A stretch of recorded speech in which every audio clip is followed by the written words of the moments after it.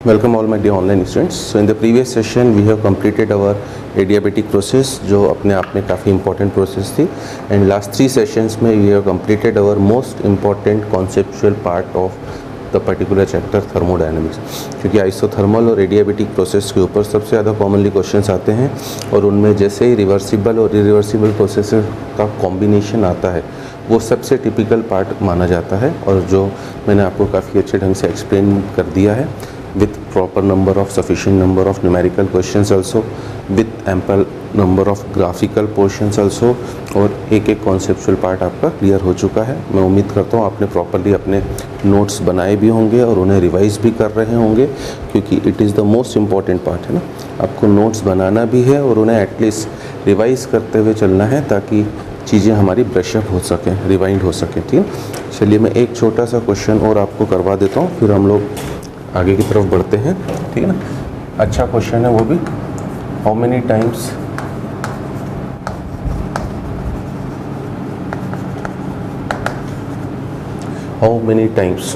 ठीक है ना, volume of ideal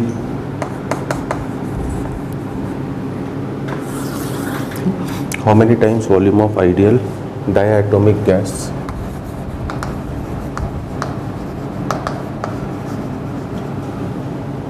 should be expanded या should be increased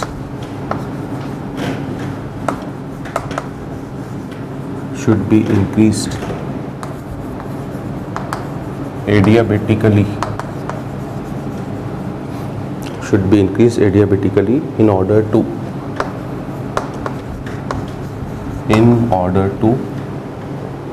reduce its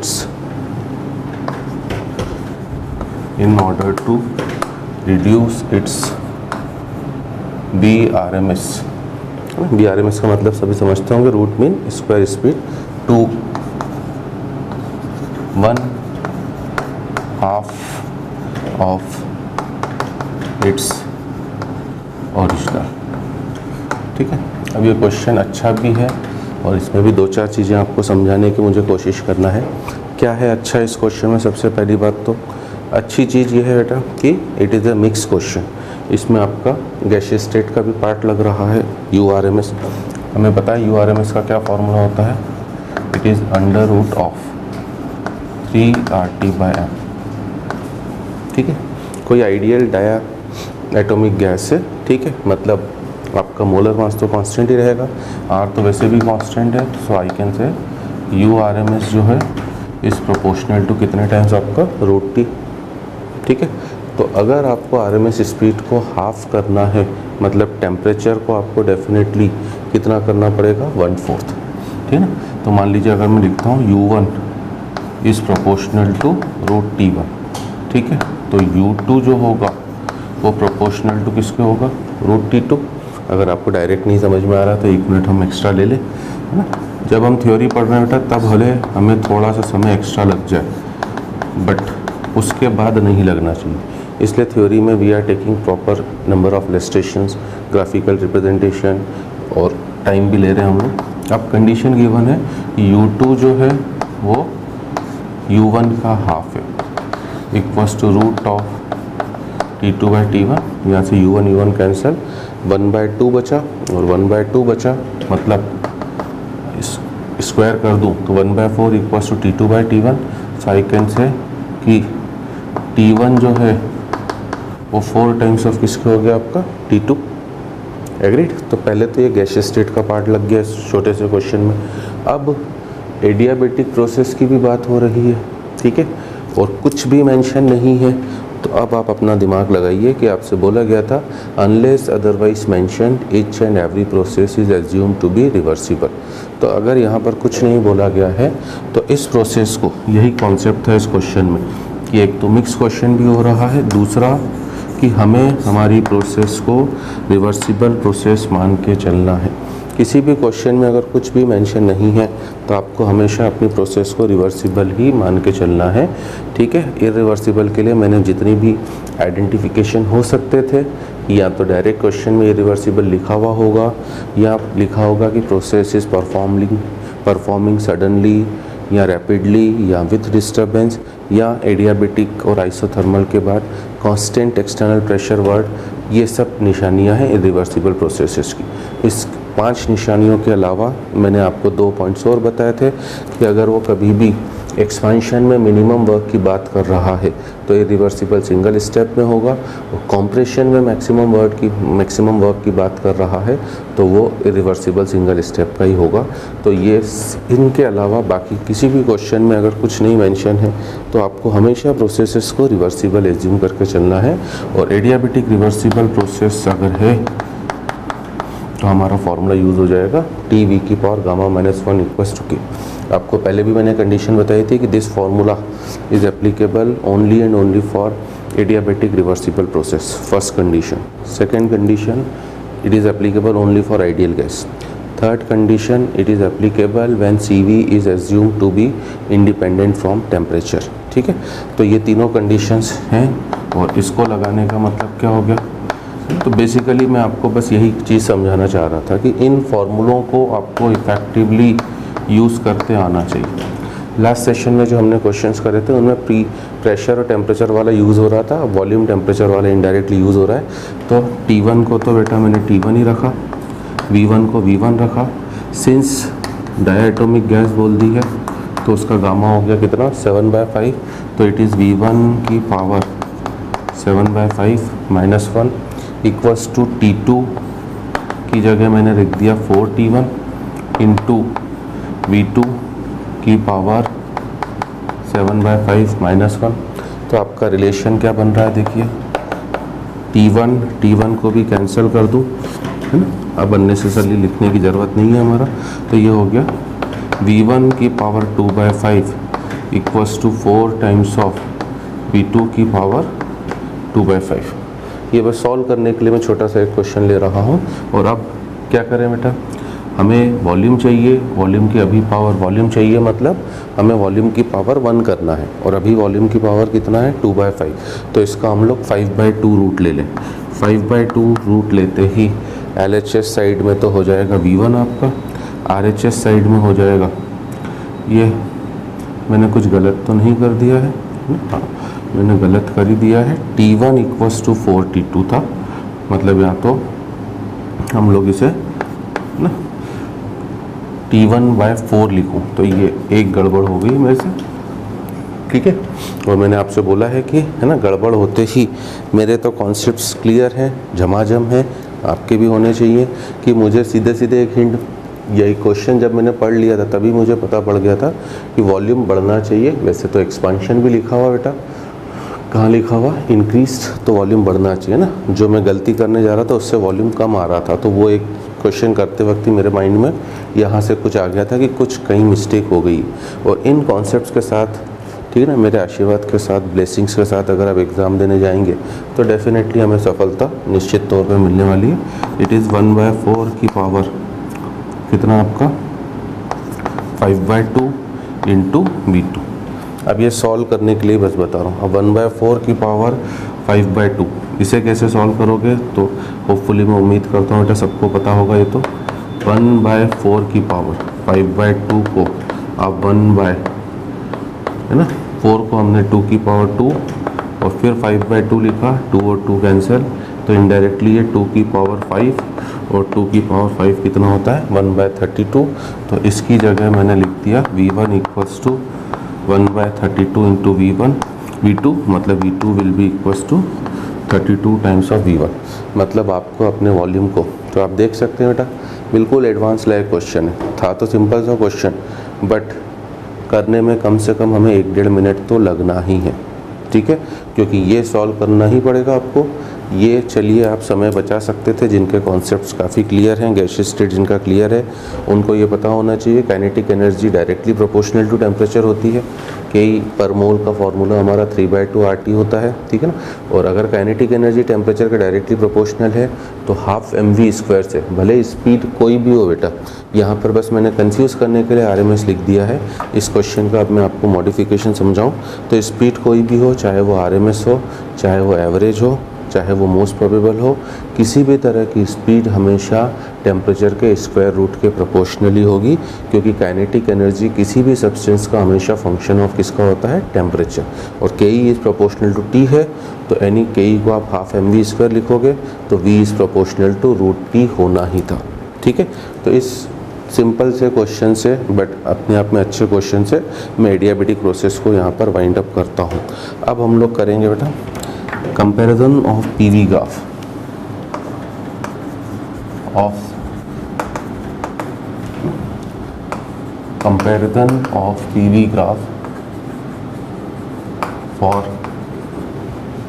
for isothermal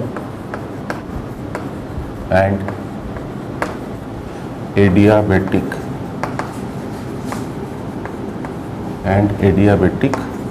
process. ठीक है, क्यों करना पड़ रहा है हमें ये कंपैरिजन? उम्मीद करता हूँ बेटा कि अगर आप सब कुछ चीज़ें मेरी ढंग से सुन रहे हैं, समझ रहे हैं, फॉलो कर रहे हैं, तो हेडिंग डालते ही आपको आ गया होगा कि हमें केवल कंपैरिजन, है ना, हेडिंग डालते ही आपको आइडिया मिल चुका होगा। हमें केवल कंपैरिजन पीवी ग्राफ का ही करना है। क्यों? क्योंकि मैंने आपको पहले भी दी थी कि आउट ऑफ 12 ग्राफ्स, जो आपके पास 12 ग्राफ हैं, उनमें से उन 12 ग्राफ्स में से क्या हुआ, उन 12 ग्राफ्स में से 8 तो पूरे स्ट्रेट लाइन के थे बेटा। एडियाबेटिक के ऑल 3 ग्राफ्स कर्वेचर नेचर के थे, और पीवी ग्राफ आइसोथर्मल का कर्वेचर नेचर का था। मतलब अगर वीटी या पीटी में कोई भी ग्राफ कर्वेचर नेचर का आ रहा है तो हमें तुरंत पता पड़ जाएगा कि वो प्रोसेस पक्का एडियाबेटिक है। बट अगर पीवी ग्राफ में ग्राफ आपका कर्वेचर नेचर का आया तो वो प्रोसेस आइसो भी हो सकती है और एडिया भी हो सकती है।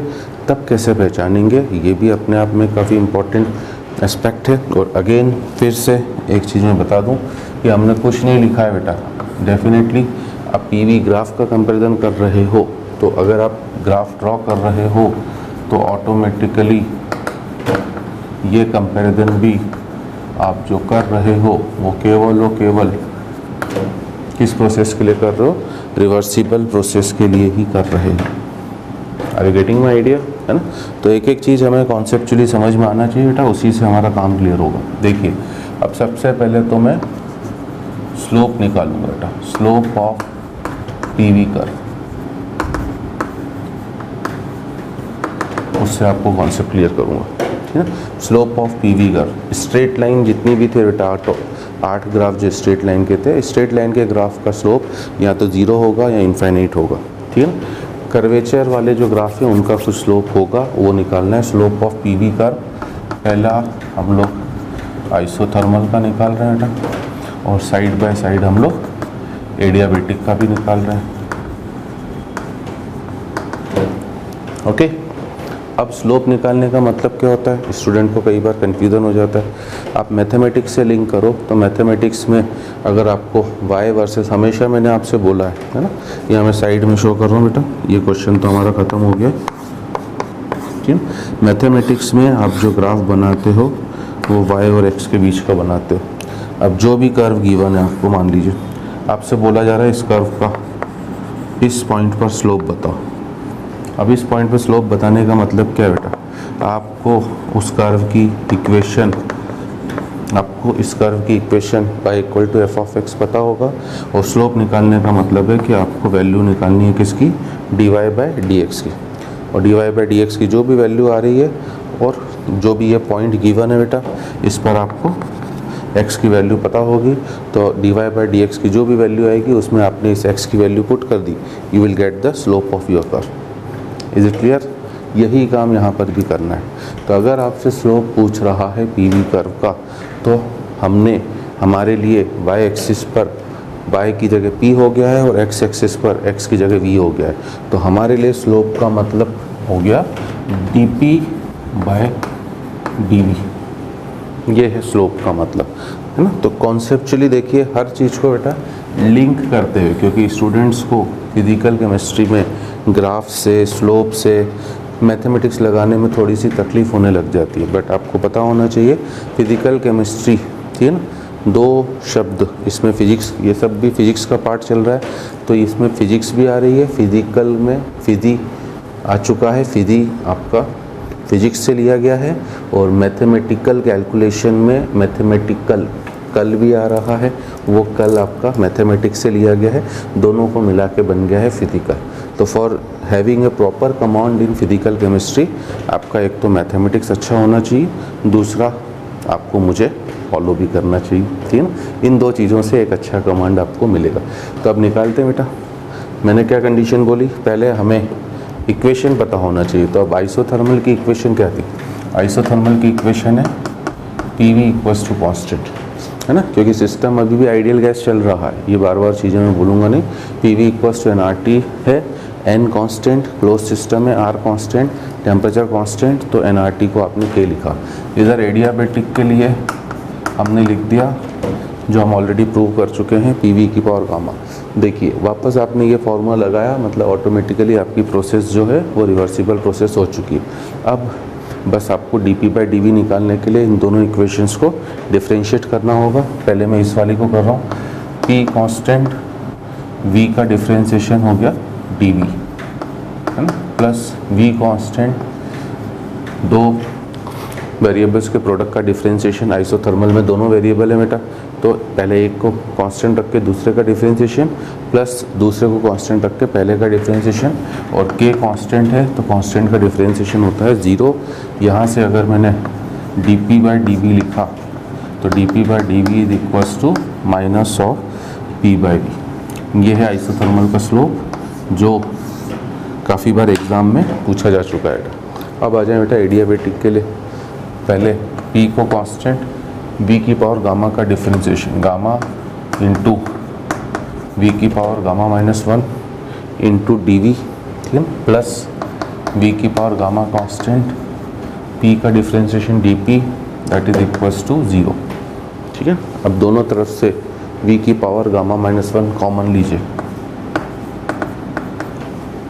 V की पावर गामा -1 कॉमन लेते ही फर्स्ट टर्म को देखिए बेटा क्या क्या बचा, गामा बचा, P बचा, dV बचा, ठीक, प्लस सेकेंड टर्म को देखिए dP तो बचा ही बचा है, ठीक है। V की पावर गामा में से आपने V की पावर गामा -1 को बाहर लिया है तो V बचा, इट इज इक्वल्स टू 0, ठीक है। V की पावर गामा -1 कभी भी 0 नहीं हो सकता है क्योंकि वॉल्यूम की कुछ ना कुछ तो वैल्यू होगी, और गामा -1, गामा कभी भी इक्वल टू 1 नहीं। गामा 1 होते ही वो तो आइसोथर्मल प्रोसेस हो जाएगी बेटा, ठीक है। इसका मतलब अंदर वाला पार्ट 0 होगा, और अंदर वाला पार्ट जब 0 करोगे तो आप देख सकते हो दोनों में सिमिलरिटी एक जैसी ही इक्वेशन है। द ओनली डिफरेंस कि यहाँ पर फर्स्ट टर्म में गामा एक और आ रहा है, वहाँ पर वो गामा भी नहीं है। तो यहाँ से आई कैन से कि dP/dV जो हो गया that is minus gamma times of P/V, minus gamma times of P/V। तो ये आइसोथर्मल का स्लोप है बेटा, ये एडियाबेटिक का स्लोप है। सो आई कैन से कि slope of adiabatic, I can say slope of adiabatic is equals to gamma times of slope of isothermal, ठीक। एडियाबेटिक का जो स्लोप होगा वो आइसोथर्मल के स्लोप से गामा टाइम्स ज़्यादा होगा। That mean I can say कि adiabatic PV curve, adiabatic PV curve is more steeper than isothermal PV curve. अब कई बार स्टूडेंट्स कंफ्यूज हो जाते हैं बेटा, है ना, स्टीपर में। तो मेरे लिए तो खैर मैं अपने तरीके से समझाता हूँ, उसमें मुझे ज़्यादा बढ़िया मज़ा आता है, ठीक है। अब करते हैं हम लोग बेटा कंपैरिजन। ये तो स्लोप निकाला है, case 1 expansion, case 1 is expansion, ठीक है। उसका भी पार्ट 1 फाइनल प्रेशर सेम, ठीक है। मतलब हम लोग मान के चल रहे हैं कि हम आइसोथर्मल और एडियाबेटिक दोनों को एक पॉइंट से स्टार्ट कर रहे हैं और फाइनल प्रेशर सेम है, तो क्या होगा देखिए, ठीक है। ये PV कर्व एक्सपांशन हो रहा है, ये आपका PI VI है। अब आपने कंडीशन डाल दिए कि फाइनल प्रेशर सेम पीएफ, मतलब दोनों कर्व इसी लाइन पर आके रुकेंगे, ठीक है ना।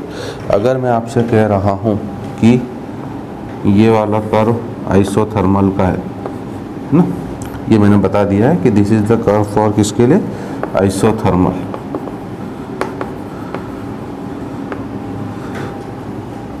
ठीक है, अब मैं आई और ए लिखूंगा क्योंकि बार बार पूरा लिखने में अननेसेसरी टाइम क्यों खोटी करें हम लोग। तो बताइए एडियाबेटिक का कर्व कैसे होगा, ठीक है ना। रहेगा तो वो भी कर्वेचर बेटा, रहेगा तो वो भी कर्वेचर, बट वो इसके ऊपर से होगा कि नीचे से होगा, ठीक है ना।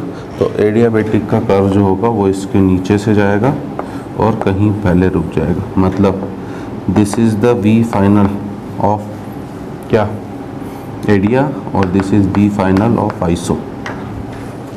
मतलब फाइनल वॉल्यूम आइसोथर्मल का ज़्यादा होगा, एडियाबेटिक का कम होगा। कैसे जस्टिफाई करोगे, बड़ी आसानी से जस्टिफाई कर सकते हो बेटा, लगाओ दिमाग थोड़ा सा। हर बार केवल PV इक्वल टू NRT को ध्यान रखें और थोड़ा सा दिमाग लगाएं। कैसे, ठीक है ना। आइसोथर्मल में बेटा है ना, अब मैंने क्या आई लिखा है, आइसोथर्मल में टेम्परेचर क्या रहा, सेम, ठीक है। जो इनिशियल पॉइंट पे टेम्परेचर था वही फाइनल पॉइंट पे टेम्परेचर था। बाकी एडियाबेटिक में क्या हुआ, एडियाबेटिक में टेम्परेचर डिक्रीज हो गया,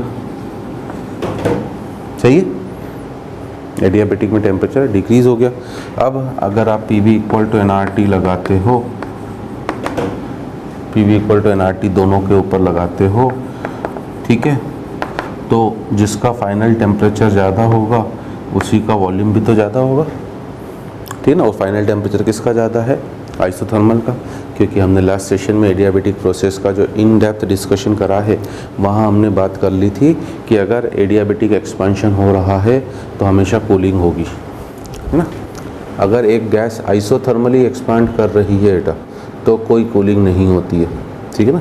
आइसोथर्मली एक्सपांड कर रही है तो कोई कूलिंग नहीं होती है, बट एक गैस एडियाबेटिकली एक्सपांड करती है तो कूलिंग होती है, क्योंकि एडियाबेटिक एक्सपांशन, आइसोथर्मल एक्सपांशन में सिस्टम की इंटरनल एनर्जी में कोई चेंज ही नहीं हुआ बेटा, वो एक्सपांड कर रही है, that is work done by the system, और उतनी ही एनर्जी उसने क्या करी, सराउंडिंग से ले ली। बट एडियाबेटिक प्रोसेस में सराउंडिंग से एनर्जी लेने का कोई चांस ही अवेलेबल नहीं है, तो इस वजह से सिस्टम को अपनी इंटरनल एनर्जी को कम करना पड़ेगा, ठीक है। तो इस वजह से हम लोग बोल सकते हैं V final of iso will be greater than, है ना, वी फाइनल ऑफ किसका, एडिया, ठीक। अब इसी का अगर आप सेकंड केस कर दो फिर उसको और जनरलाइज करेंगे। सेकंड केस से हमने ना, सेकंड केस से हमने वी फाइनल को सेम कर दिया, ठीक है ना। वी फाइनल को सेम करा है, मतलब अब जो ग्राफ होंगे आपके PV ग्राफ, वो स्टार्ट तो इसी पॉइंट से हुए बेटा, PI और VI से, बट ख़त्म होने के लिए आपने दोनों का फाइनल वॉल्यूम सेम कर दिया है। मुझे उम्मीद है कि, ठीक है ना, मुझे पूरी उम्मीद है बेटा कि अब तो क्लियर हो ही गया होगा। क्या क्लियर हो गया होगा, अगर आप बोल रहे हो this is the curve for isothermal, तो एडियाबेटिक का कर्व कहाँ होगा, एडियाबेटिक का कर्व ऑब्वियसली इसके नीचे होगा, है ना। अगेन सेम लॉजिक से वाई, ठीक है ना, PV इक्वल टू NRT से P final of iso will be greater then P final of किसका, एडियाबेटिक। आइसोथर्मल का फाइनल प्रेशर ज़्यादा होगा एडियाबेटिक से, क्योंकि सेम लॉजिक है बेटा, दोबारा लिखने की तो ज़रूरत नहीं है। एडियाबेटिक में टेम्परेचर सेम बना हुआ है, जबकि आइसोथर्मल में टेम्परेचर सेम बना हुआ है, जबकि एडियाबेटिक में टेम्परेचर क्या हो गया आपका, कम हो गया। और PV इक्वल टू NRT से जिसका टेम्परेचर कम उसका प्रेशर भी कम, क्योंकि V और N तो क्या रख दिए हैं आपने कांस्टेंट, आपने फाइनल वॉल्यूम सेम कर दिया है। मतलब क्या जस्टिफिकेशन मिल रहा है बेटा, इन केस ऑफ एक्सपांशन ऊपर वाला कर्व हमेशा एडियाबेटिक आइसोथर्मल का होगा। मतलब आई कैन से इन जनरल, है ना, इन केस ऑफ एक्सपांशन,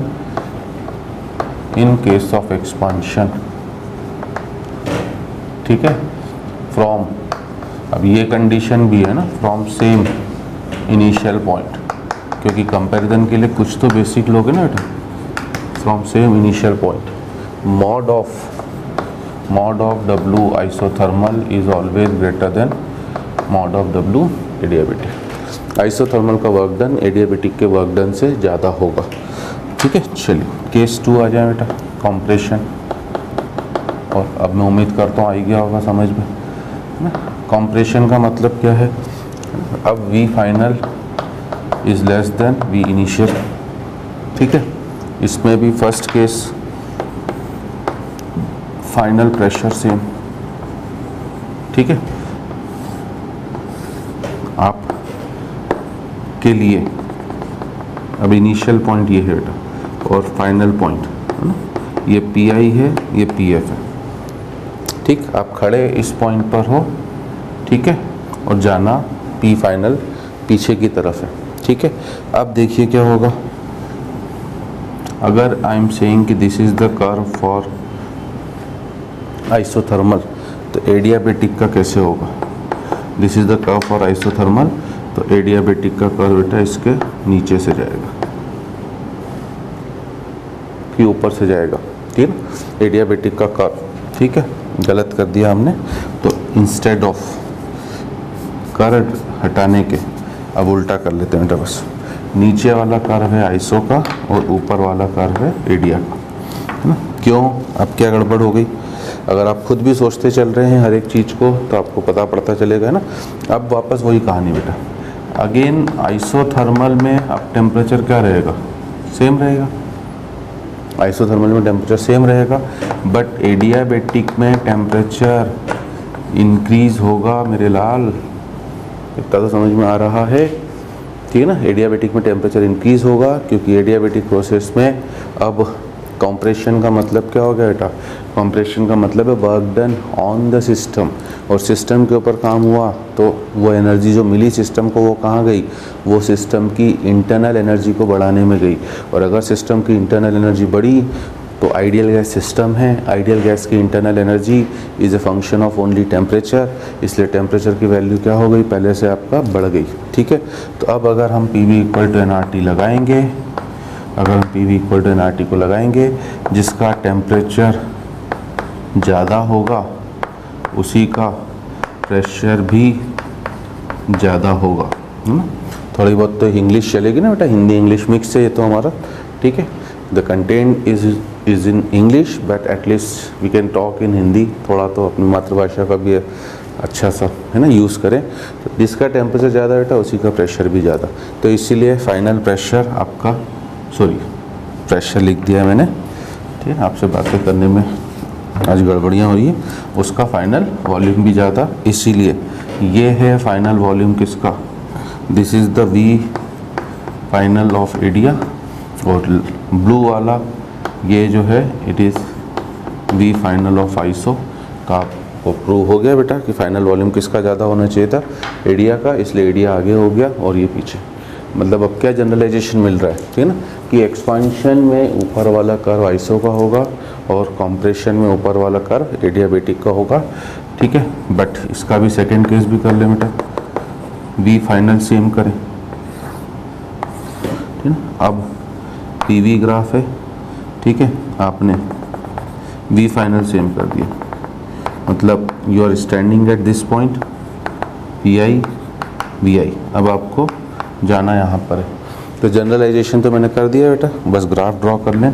फिर से ऊपर वाला कर्व जो होगा वो एडिया का होगा और नीचे वाला जो कर्व होगा वो आइसो का होगा, है ना। तो ऊपर वाला कर्व एडिया का, नीचे वाला कर्व आइसो का। अगेन सेम लॉजिक कि टेम्परेचर जिसका ज़्यादा उसी का प्रेशर भी ज़्यादा, तो फाइनल प्रेशर एडिया का ज़्यादा हो रहा है जबकि आइसो का फाइनल प्रेशर कंपैरेटिवली कम हो रहा है।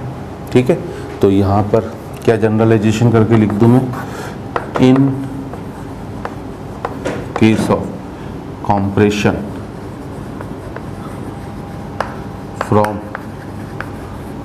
from same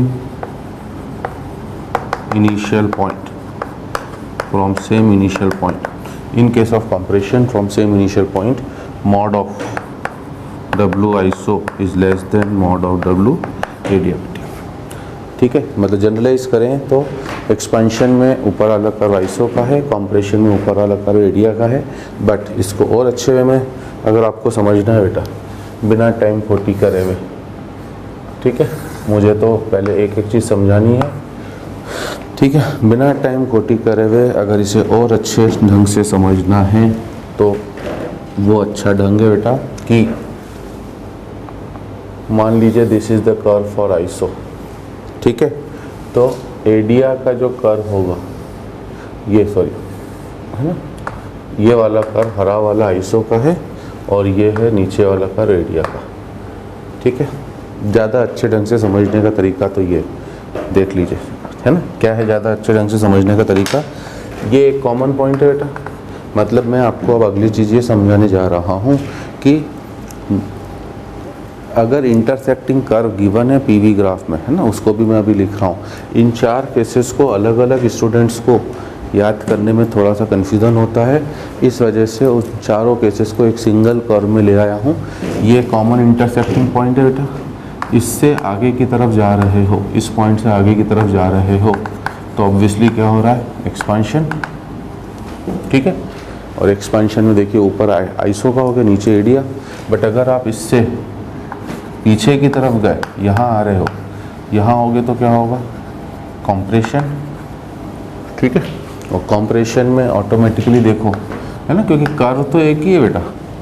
आप इमेजिन करो कि कर्व तो एक ही है, स्मूथ कर्व चल रहा है, बस वो इंटरसेक्ट होने के बाद जो पहले ऊपर था वो नीचे चले गया, जो नीचे था वो ऊपर हो गया। इसलिए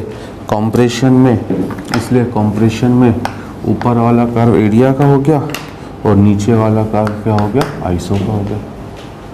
कॉम्प्रेशन में ऊपर वाला कर्व एरिया का, नीचे वाला आइसो।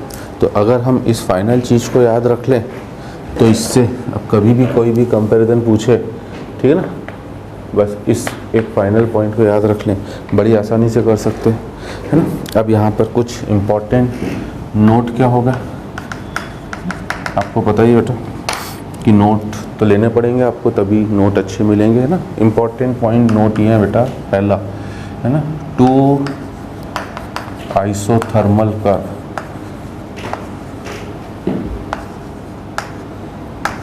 है ना, for same gas. 2 isothermal curve for same gas can never intersect on PV graph, है ना। अब ये बार बार नहीं लिखूंगा क्योंकि हमारा केवल PV ग्राफ के रिस्पेक्ट में बात चल रही। 2 आइसोथर्मल कर्व PV ग्राफ में कभी भी आपस में एक दूसरे को इंटरसेक्ट नहीं कर सकते हैं। सेकेंड पॉइंट बेटा, फॉर एडियाबेट, क्या फॉर क्यों लिख दिया मैंने, 2 लिखना था। 2 isothermal curve for same gas can never intersect on PV graph. 2 adiabatic curve for same gas can never intersect on PV graph. Same gas के 2 एडियाबेटिक कर्व भी इंटरसेक्ट नहीं कर सकते हैं। सो थर्ड पॉइंट है बेटा, if intersecting curve on PV graph for a single gas is given, if intersecting curve on PV graph for a single gas is given, then one must be isothermal and one must be adiabatic. Very important conclusion है बेटा, ठीक है ना। 2 अलग अलग 2 isothermal curve for same gas can never intersect. एक ही gas के 2 isothermal curve कभी इंटरसेक्ट नहीं करेंगे, वो हमेशा एक दूसरे के पैरेलल चलेंगे। इसको मैं थोड़ा सा आपको लिंक भी करवा सकता हूँ। कहाँ से लिंक करवा सकता हूँ, आपको याद करिए, आप PV कर्व जब अपने बॉयल्स लॉ में बनाए थे, है ना, क्योंकि लिंक करने से आपको चीज़ें जल्दी समझ में आएंगी। जब आपने PV कर्व आइसोथर्मल में बनाए थे बॉयल्स लॉ में, तो आपने इस तरह के T1 T2 वाले कर्व जरूर देखे होंगे। तो ये दोनों कर्व एक दूसरे के क्या हैं, आपके पैरेलल है ना, ये दोनों कर्व एक दूसरे के पैरेलल हैं। तो सेम गैस के दो आइसोथर्मल कर्व कभी पीवी ग्राफ में इंटरसेक्ट नहीं कर सकते बेटा, वो पैरेलली चलेंगे। सेम गैस के दो एडियाबेटिक कर्व भी आपस में कभी भी इंटरसेक्ट नहीं कर सकते हैं। तो कभी किसी क्वेश्चन में आपको इंटरसेक्टिंग कर्व आ जाए बेटा इस तरह से पीवी कर्व, ठीक है ना, तो ऑब्वियसली उनमें से एक आइसो होगा और एक एडिया होगा। ये सबसे पहली बात है। अब वो कोई भी हो सकता है, हमने जो अभी कंपैरिजन करा है यहाँ पर सेम इनिशियल पॉइंट के रिस्पेक्ट में कंपैरिजन नहीं है, ये एक अलग प्रोसेस है। मान लो ये एडिया है तो ऑब्वियसली ये वाली फिर आपकी आइसो होगी, ठीक है। सब चीज़ों को कॉन्सेप्चुअली समझते चलिए बेटा। अभी राइट नाउ जो कंपैरिजन हो रहा था वो सेम इनिशियल पॉइंट से था। अब यहाँ पे कोई इनिशियल नहीं है, एक दो कर्व मैं बस शो कर रहा हूँ। अगर दो इंटरसेक्टिंग कर्व आ रहे हैं तो एक एडिया होगा तो एक आइसो होगा। इसकी हमें आगे कार्नोट साइकिल में ज़रूरत भी पड़ने वाली है, ठीक है। बट यहाँ पर अब चौथा इम्पॉर्टेंट पॉइंट क्या है, two isothermal curve for different gas, two isothermal curve for different gas, है ना, also can never intersect on PV graph. ये अब एक अच्छी चीज़ हो गई। अभी तक तो हम पहले बोल रहे थे बेटा गैस सेम है, अब हम लोग बोल रहे हैं कि अगर आपने गैस को भी डिफरेंट भले क्यों ना कर दिया हो, two isothermal curve for different gas also can never intersect on PV graph, but this point is different for adiabatic process, है ना। Two adiabatic curve for different gas will intersect, है ना, ऑन सभी ग्राफ में बेटा। अब इसमें केवल पीवी नहीं है ना, पीवी हो, वीटी हो, पीटी हो। अब दिमाग लगाइए ऐसा कैसे हो गया, आइसोथर्मल के तो नहीं इंटरसेक्ट कर रहे थे बट एडियाबेटिक के कर गए। ये रहा बेटा सामने रीज़न लिखा पड़ा है आइसोथर्मल का, क्योंकि मैं कह रहा हूँ बेटा कि हम साइंस पढ़ रहे हैं और वो भी हम तो फिजिकल केमिस्ट्री पढ़ रहे हैं बेटा, तो इतना कॉन्सेप्चुअल और चैप्टर ही कॉन्सेप्चुअल है। I can not do anything, मुझे तो कॉन्सेप्ट बताने हैं। और इसलिए थर्मोडायनेमिक्स थोड़ी सी बच्चों की नींदें हराम करके रखता है, क्योंकि चीज़ें इसमें लर्निंग की खूब सारी हैं, समझने वाली खूब ज़्यादा है ना। यू कैन सी आइसोथर्मल का स्लोप जो है वो इंडिपेंडेंट ऑफ गामा है, इंडिपेंडेंट फ्रॉम किससे है, गामा। ये गामा के ऊपर डिपेंड ही नहीं कर रहा है, slope is independent from gamma. जबकि अब जब अगर हमने दो गैसेस अलग अलग कर दी बेटा, तो दो गैसेस अलग अलग करने का इनडायरेक्टली मीनिंग क्या है, उनका गामा ही तो अलग होगा, बाकी सब तो सेम ही होना है, ठीक है। बट यहाँ पर आपने अगर गैसेस डिफरेंट करी हैं तो एडियाबेटिक का स्लोप जो है वो डिपेंडेंट है ऑन किसके ऊपर, गामा। ये गामा के ऊपर डिपेंड कर रहा है, एग्रीड।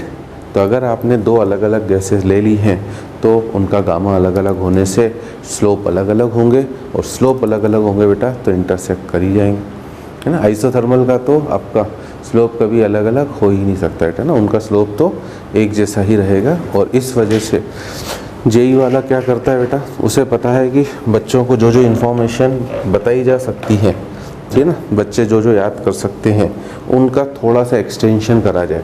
जैसे जेई फिजिक्स में एक क्वेश्चन आया था काफ़ी अच्छा, उन्होंने पीवी कर्व दिए थे, तीन अलग अलग गैसेस थी, ऑक्सीजन, हीलियम, NH3, ठीक है ना, ऑक्सीजन, हीलियम, NH3। और उन्होंने बोला था ऑल थ्री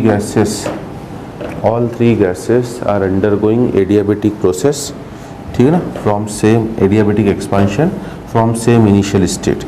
ये तीनों आपका एडियाबेटिक एक्सपांशन कर रही हैं सेम फाइनल वॉल्यूम पर, पहला, ठीक है।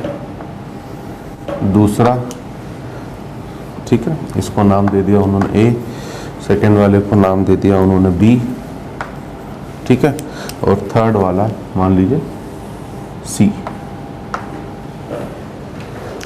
ये इंफॉर्मेशन दे दी थी उसने कि ऑल आर अंडरगोइंग कौन सी प्रोसेस आपकी, एडियाबेटिक। ये इंफॉर्मेशन उन्होंने दे दी थी, all are undergoing adiabatic process, सभी एडियाबेटिक प्रोसेस परफॉर्म कर रही हैं। अब देख लीजिए, यही पॉइंट मैं आपको समझा रहा था। अगर गैसेस अलग अलग हो चुकी हैं बेटा तो वो आपस में इंटरसेक्ट करेंगी। अदरवाइज़ पीवी कर्व में अगर इंटरसेक्टिंग कर्व आ रहे हैं, ये इतनी देर से मैं यही समझाने की कोशिश कर रहा हूँ, पीवी कर्व में अगर इंटरसेक्टिंग कर्व आ रहे हैं, ठीक है, और कोई साइक्लिक प्रोसेस है मान लीजिए, अब साइक्लिक प्रोसेस होगी बेटा तो गैस तो सेम ही होगी, तो अगर उसमें इंटरसेक्टिंग कर्व आ गया तो डेफिनेटली एक आइसो का होगा और एक एडिया का ही होगा, है ना, डेफिनेटली एक आइसो का होगा और एक एडिया का ही होगा, ठीक है। इतनी बात आपको समझ में आ जानी चाहिए, ठीक। बट अब यहाँ पर गैसेस अलग अलग हो गई हैं तो एडियाबेटिक कर्व इंटरसेक्ट कर सकते हैं। अब वो पूछ रहा है कौन सा कर्व किसका है, कर्व ए इनमें से कौन सी गैस का है, कर्व बी और कर्व सी।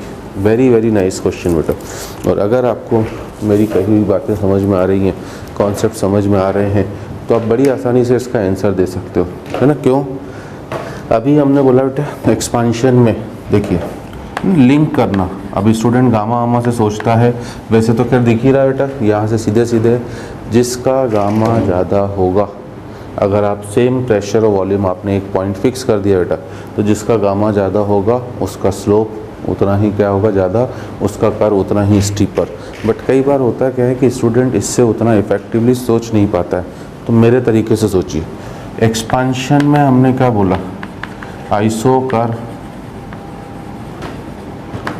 ऊपर है और एडियाबेटिक कर्व नीचे है, यस और नो, ठीक है।